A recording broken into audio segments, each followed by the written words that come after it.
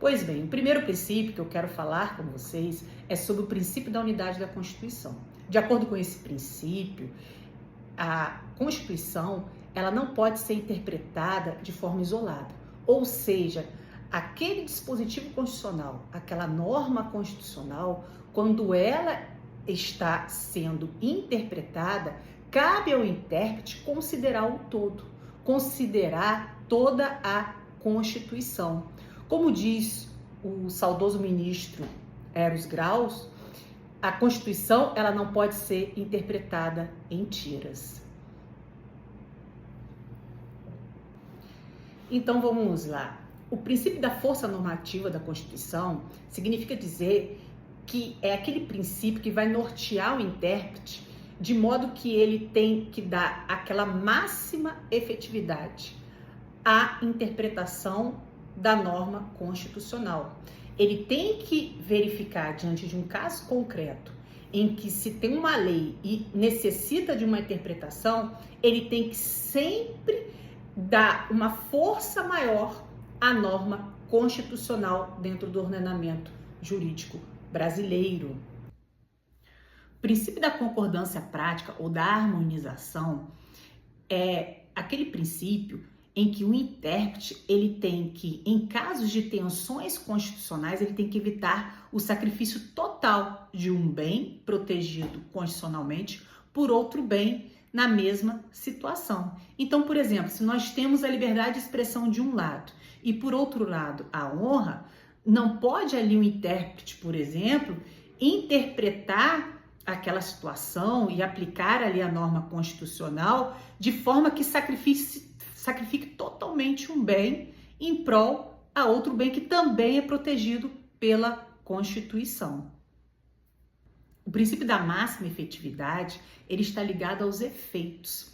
Ora, o intérprete, na hora de interpretar e aplicar a norma constitucional, ele tem que buscar que essa interpretação alcance efeitos sociais naquele caso concreto. Assim, ele trazendo ali o que o Barroso até chama de eficácia social, alcançando a sociedade com a sua interpretação. É trazer ali efeitos ao caso concreto. O princípio da interpretação conforme, ou o princípio da interpretação conforme a Constituição, é uma técnica de interpretação muito utilizada pela nossa Corte Suprema, o STF, que a todo momento aplica essa técnica. Nós vemos isso, por exemplo, na ADO 26, na questão da criminalização da homofobia e transfobia, em que ele dá uma interpretação conforme ao dispositivo da Constituição que fala sobre o racismo, por exemplo, em que ele traz ali um conceito amplo sobre o racismo, né? No caso, o racismo social. Ora, outro exemplo de interpretação conforme foi a ADI, em que se discutiu a constitucionalidade da relação da união estável afetiva, por exemplo, em que o Supremo Tribunal Federal também interpreta utilizando essa técnica de interpretação conforme a Constituição, há dispositivos do Código Civil. Ora, pessoal, a interpretação conforme a Constituição é quando determinada lei, por exemplo, ela tem plurissignificados. Você pode dar vários sentidos na hora de interpretar, mas você só pode permitir aquele sentido que está mais próximo à Constituição. Ou seja, a interpretação que você vai dar aquela determinada lei, aquele determinado dispositivo constitucional tem que estar próximo ao que a Constituição dispõe. Pessoal, e o princípio da justeza ou da conformidade funcional, por exemplo? Ora, de acordo com esse princípio, o intérprete ele tem que considerar as funções, os órgãos. Ele não pode exercer ali uma interpretação e não considerar todo um funcionamento das instituições, dos órgãos públicos. Ele tem que atuar em conformidade com as funções institucionais.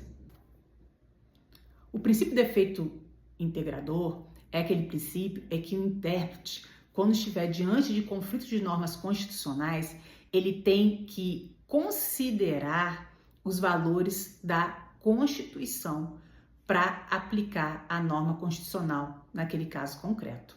Ora, o princípio efeito integrador é aquele princípio em que busca integrar a norma constitucional às questões sociais daquela sociedade. E o princípio da proporcionalidade, pessoal, também muito usado pelo Supremo Tribunal Federal. Ora, é aquele princípio em que norteia o intérprete quanto à sua aplicabilidade. Ou seja, para aplicar a norma constitucional, ele considera ali subprincípios que a gente aprende aí na doutrina, que é a necessidade, adequação e proporcionalidade em sentido estrito. Então, quando estiver diante de conflitos ali de normas constitucionais, o intérprete ele pode se utilizar do princípio da proporcionalidade. Vai ser nesse momento que ele vai tentar ali aplicar naquele caso concreto uma norma dando uma interpretação mais adequada, necessária e proporcional para evitar um dano maior.